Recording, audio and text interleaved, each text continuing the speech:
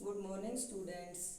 Today we will discuss about chapter first, crop production and management. आज हम जो हमारा फर्स्ट चैप्टर है क्रॉप प्रोडक्शन एंड मैनेजमेंट उसके बारे में डिस्कस करेंगे। देखो बच्चों, कल की जो वीडियो थी उसमें हमने बेसिक प्रैक्टिस ऑफ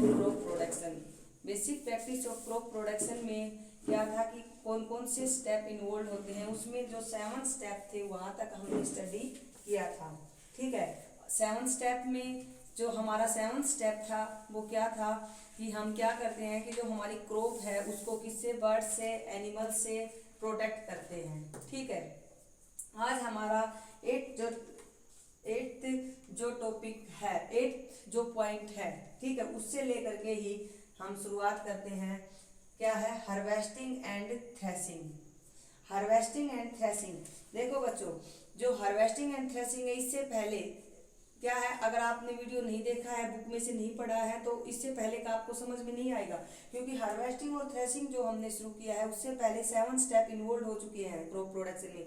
क्या था कि सोयल को प्रिपेयर किया था, सोयल के अंदर हमने मैन्यूर और फर्टिलाइजर डाला, उसके बाद उससे हमने इंसेक्ट इरिगेशन किया, इंसेक्ट और पेस्ट में किल करने के लिए इंसेक्टिसाइड और पेस्टिसाइड यूज किए।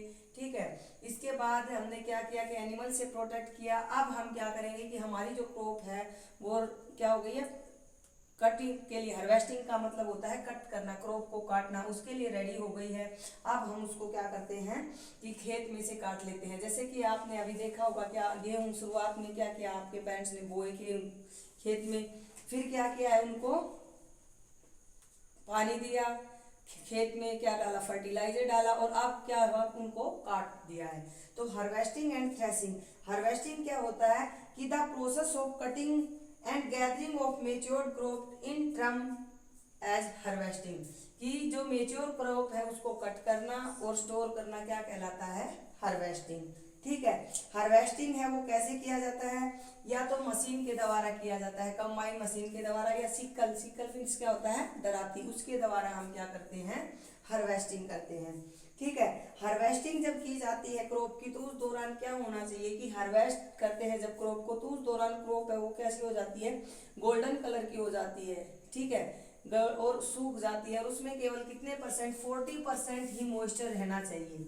उस तब क्या करती है कि जो क्रॉप है वो रेडी हो गई है, किसके लिए, हार्वेस्टिंग के लिए। ठीक है, उसके बाद थ्रेसिंग में क्या करते हैं कि जो ग्रेन होते हैं, ग्रेन्स मीन क्या होता है, अनाज, दाने, उसको किसके द्वारा, मशीन के द्वारा हम क्या करते हैं, सेपरेट करते हैं। कैसे डिफाइन कर सकते हैं, the process of separating grain from the harvested crop is called threshing. कि जो ग्रेन है, हार्वेस्टेड क्रॉप्स के अंदर जो ग्रेन है वो उनको सेपरेट करना क्या कहलाता है, थ्रेसिंग कहलाता है। ठीक है, तो अब क्रॉप को कट किया, थ्रेसिंग की। अब थ्रेसिंग हम किसके द्वारा करते हैं, कंबाइन मशीन के द्वारा भी कर सकते हैं। ठीक है, अब नेक्स्ट हमारा जो स्टेप होगा वो क्या होगा कि फसल को हमने कट भी कर लिया है, कट करने के बाद हम क्या करेंगे, स्टोरेज ऑफ फूड ग्रेन्स। कि जो हमने क्रॉप को कट किया है उसको हम स्टोर करते हैं। ठीक है, तो स्टोर करने के लिए क्या होगा कि डोमेस्टिक लेवल पर जो हम स्टोर करते हैं वो कहाँ कैसे करते हैं कि स्मॉल कंटेनर में फिल करके और उसको रख देते हैं। लेकिन अगर हम कमर्शियल स्केल में व्हीट और राइस को स्टोर करते हैं तो वो कैसे करते हैं, गन्नी बैग में करते हैं। ठीक है, और किस में करते हैं, ग्रेन सिलो में करते हैं, फूड को स्टोर करना। और ये चीजें बच्चा आप हम प्रैक्टिकली भी देखते हैं ना। जैसे कि अब हमने गांव में ही रहते हैं तो देखते हुए कि जैसे कि हमारे पेरेंट्स ने क्या किया, जो गेहूं है उनको कट करने के बाद उसकी हार्वेस्टिंग की मीन्स कट किया, थ्रेसिंग मीन्स गेहूं को निकाला, जो है भूसा है उसमें से जो ग्रेन्स है वो निकाले, तो वो क्या हो गया, थ्रेसिंग। अब निकालने के बाद हमने क्या किया, थ्रेसिंग के बाद क्या किया, उसको स्टोर करते हैं। स्टोर करने के लिए क्या करते हैं, गन्नी बैग में पैक करके रखते हैं, या क्या करते हैं, किसमें करते हैं कि बड़े बड़े स्टोर बना लेते हैं। किसमें, कैसे बना लेते हैं, स्टोर रूम। अगर हम कमर्शियल स्केल पर करेंगे तो, अगर हाउस में करते हैं, घर में करते हैं, तो क्या बनाते हैं हम उनके लिए कि store in A small container. जैसे कि हम क्या, मैं बता रही हूँ कि आपके घर में गेहूं किस में डाल कर रखते हो, गांव में तो नॉर्मली बोलते किस में, अनाज की टंकी में। तो वो स्मॉल कंटेनर ही तो हो गया जिसमें आपने क्या किया, फूड ग्रेन है उनको स्टोर किया। ठीक है।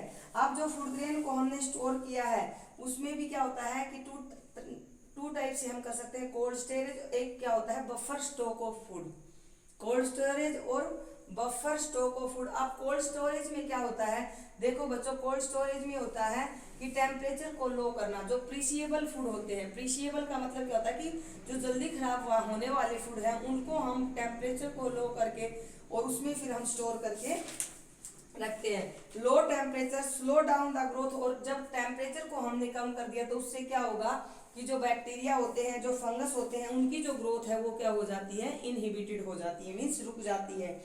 इसके साथ साथ क्या है कि जो लो टेम्परेचर किसमें हेल्प करता है कि फूड के अंदर जो मटेरियल्स है उनके अंदर जो न्यूट्रिटिव वैल्यू होती है उसको मेंटेन करके भी रखता है।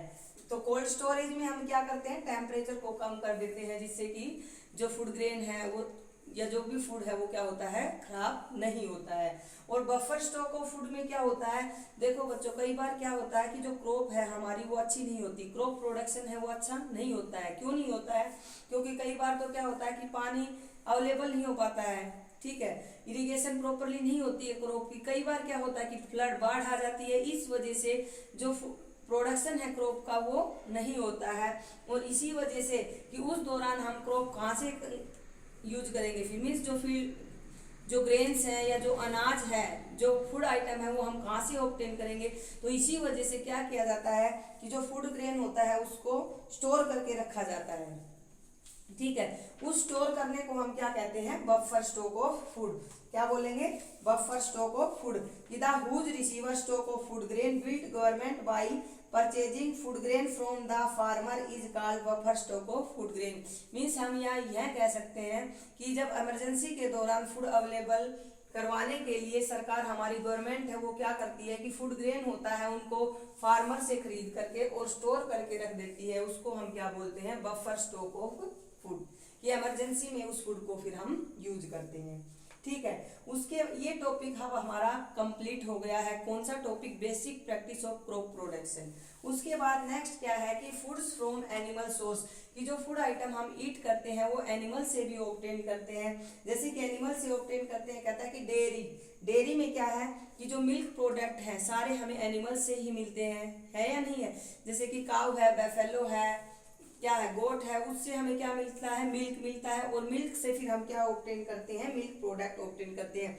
जैसे कि कर्ड है, चीज है, बटर है, घी है, खोआ है, आइसक्रीम है, ये सभी किससे बनते हैं, मिल्क से बनते हैं। और हम किससे ऑब्टेन करते हैं, ये डेयरी प्रोडक्ट से ऑब्टेन करते हैं।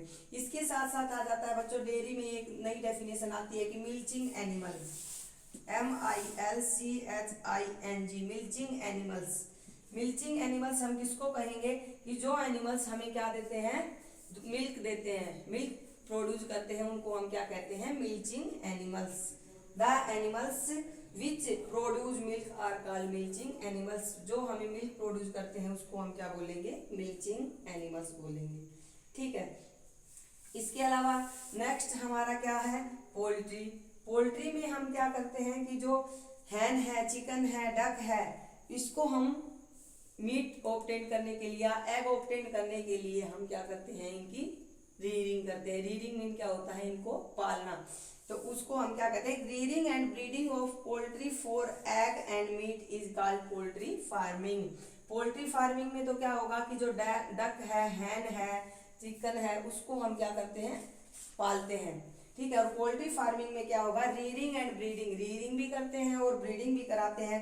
Poultry for egg and meat is called poultry farming, कि जहां पर क्या किया जाता है, रीडिंग मीन्स पाला जाता है, ठीक है, ब्रीड किया जाता है पोल्ट्री को, किसके लिए, एग और मीट के लिए, उसको हम क्या कहते हैं, पोल्ट्री फार्मिंग, ठीक है। अब उसके बाद नेक्स्ट हमारा जो आता है वो आता है फिशरी। फिशरी में क्या होता है, फिशरी में हम क्या करते हैं, जैसे नाम से ही पता चल रहा है कि इसमें क्या होता है, मछली पालन होता है। क्या होता है, मछली पालन होता है कि फिश को हम पालते हैं। कि the production of fish on a large scale by farming fish culture is called, fish culture in fish nursery is called pisciculture. कि फिश के प्रोडक्शन के लिए हम लार्ज स्केल में क्या करते हैं, फिश की फार्मिंग करते हैं, ठीक है, नर्सरी में, उसको हम क्या कहते हैं, पीसी कल्चर। क्या कहते हैं, पीसी कल्चर बोलते हैं। फिशरी में क्या होगा, फिश का प्रोडक्शन होगा, और फिश का प्रोडक्शन जहाँ पर हम फिश को पालते हैं उसको उस प्रोडक्शन को उसको क्या कहते हैं, पीसी कल्चर कहते हैं। ठीक है, पीसी कल्चर में क्या किया जाता है कि आर्टिफिशियली पॉन्ड भी तैयार किए जाते हैं और नेचुरली भी क्या किया जाता है, नेचुरली पॉन्ड्स होते हैं, जैसे पॉन्ड है, लेक है, कैनाल है, वहां पर भी क्या होता है, नेचुरली पीसी कल्चर किया जाता है। तो ये भी क्या है, ये हम यहाँ पर किस वजह से पढ़ रहे हैं बच्चों की एनिमल से जो फूड आइटम हम ऑब्टेन करते हैं, तो एनिमल से डेयरी में क्या मिलेगा, मिल्क मिलता है, मिल्क। उसके बाद पोल्ट्री में क्या मिलता है, एग मिलते हैं, हैन। इसके बाद फिशरी में क्या मिलता है, हम फिश ऑब्टेन करते हैं। इसके बाद एपीकल्चर, एपीकल्चर में क्या होता है कि जहाँ पर हनी बी को पाला जाता है, ब्रीडिंग ऑफ हनी बी, उसको हम क्या कहते हैं, एपीकल्चर। और ये भी क्या है, फूड आइटम हम ऑब्टेन करते हैं हनी बी से। कौन क्या ऑब्टेन करते हैं, हनी ऑब्टेन करते हैं। तो ये भी किस में आता है, एनिमल सोर्स में आता है। ठीक है, एपीकल्चर में क्या होगा, the rearing of honey be on large scale is called apiculture, कि हनी बी को लार्ज स्केल में पालना क्या कहलाता है, एपीकल्चर कहलाता है। The rearing of honey be on large scale is called apiculture. Honey bee हमें क्या प्रोड्यूस करती है, हनी प्रोड्यूस करती है। ठीक है, तो इस तरह हमने जो ये क्या पढ़ा कि जो फूड एनिमल सोर्स से हम ऑब्टेन करते हैं उसके बारे में हमने स्टडी किया है। अब इसके साथ ही हमारा जो ये फर्स्ट चैप्टर है ये कंप्लीट हो गया है। अब इसमें हमने पढ़ा क्या है, सबसे पहला हमारा टॉपिक था कि 2 टाइप्स की क्रॉप्स होती है, रबी क्रॉप और खरीफ क्रॉप। उसके बाद हमने पढ़ा कि basic practice of crop production, basic practice of crop production में प्रिपेयर सोइल को प्रिपेयर किया, preparation of soil, preparation of soil के बाद क्या है, sowing the seed, selection of seed. ठीक है, उसके बाद इरिगेशन, इरिगेशन के बाद नेक्स्ट क्या है हमारा, इरिगेशन के बाद हमने next manuring and fertiliser, manuring and fertiliser के बाद क्या किया, वीड्स और वीडिसाइड, वीडिसाइड के बाद insecticide, pesticide, birds and animals को हमने किल किया। उसके बाद हमारा जो नेक्स्ट टॉपिक आया वो हार्वेस्टिंग एंड थ्रेसिंग का आया, next storage of food grain. ठीक है, और उसके बाद जो एनिमल्स से हम फूड ऑब्टेन करते हैं उसके बारे में हमने स्टडी किया है। तो देखो बच्चों, इस चैप्टर में क्या है कि जो ये चैप्टर है ये नॉर्मली जो हम डेली रूटीन में देखते हैं उससे ही रिलेटेड है, मुश्किल नहीं है। आप अपनी बुक में से इस कंप्लीट चैप्टर को पढ़ेंगे। ठीक है, और पढ़ने के साथ साथ इस चैप्टर में से जितना हो चुका है उससे नेक्स्ट जो ये आगे है इसमें से आप 7 क्वेश्चन आंसर भी सर्च करेंगे, और जो क्वेश्चन आंसर आप सर्च करते हो वो आप किसमें लिखेंगे, अपनी फेयर नोटबुक में लिखेंगे। ठीक है, इसके साथ साथ जो क्वेश्चन कैसे बनते हैं इसमें से, जैसे कि हमने हार्वेस्टिंग एंड थ्रेसिंग बनाया, स्टोरेज ऑफ फूड ग्रेन है, कोल्ड स्टोरेज है, बफर स्टॉक ऑफ फूड है, फूड फ्रॉम एनिमल सोर्स, इसमें से क्वेश्चन आंसर कैसे लिखोगे आप, कैसे क्वेश्चन आंसर बनेंगे। तो इसमें आप लिख सकते हो कि what is meant bye harvesting, define threshing, क्या है, डिफाइन थ्रेसिंग। इसके अलावा नेक्स्ट हमारा क्वेश्चन क्या बन सकता है, what is meant bye buffer stock, what is meant bye buffer stock. ठीक है, उसके बाद नेक्स्ट हमारा कल्चर, जैसे कि मैंने फिशरी में बताया कि क्या, फिशरी में क्या बताया, pisciculture, what is meant by pisciculture, कि production of fish on a large scale by farming fish culture is called pisciculture इन। ठीक है, ऐसे ही बन सकता है कि what is meant by apiculture. ठीक है, और name the milk product, dairy में क्या आएगा, नेम द मिल्क प्रोडक्ट, की मिल्क के कौन कौन से प्रोडक्ट है। इसके साथ साथ एक क्वेश्चन बन सकता है कि व्हाट आर मिल्चिंग एनिमल्स, क्या बनता है, मिल्चिंग एनिमल्स। इसके साथ साथ एक और टॉपिक आता है हमारा लैक्टेशन पीरियड, क्या आता है, लैक्टेशन पीरियड। ये कौन सा पीरियड होता है बच्चों, लैक्टेशन पीरियड। इट मीन्स क्या होता है कि the period of milk production between the birth of the young one and the next pregnancy of the animal is called lactation period. कि कौन सा पीरियड होता है कि वह समय जिसमें क्या होता है कि जो मिल्क देने वाले एनिमल्स हैं वो मिल्क देते हैं कब तक, नेक्स्ट प्रेगनेंसी तक, तो उसको हम क्या कहते हैं, लैक्टेशन पीरियड। तो इस तरह ये क्वेश्चन भी बन सकता है कि what is meant bye lactation period. तो इस तरह आप चैप्टर तो पढ़ोगे ही, उसके साथ साथ आपको क्या करना है कि 7 क्वेश्चन आंसर हैं वो भी सर्च करने हैं और अपनी फेयर नोटबुक में लिखने हैं। थैंक्स।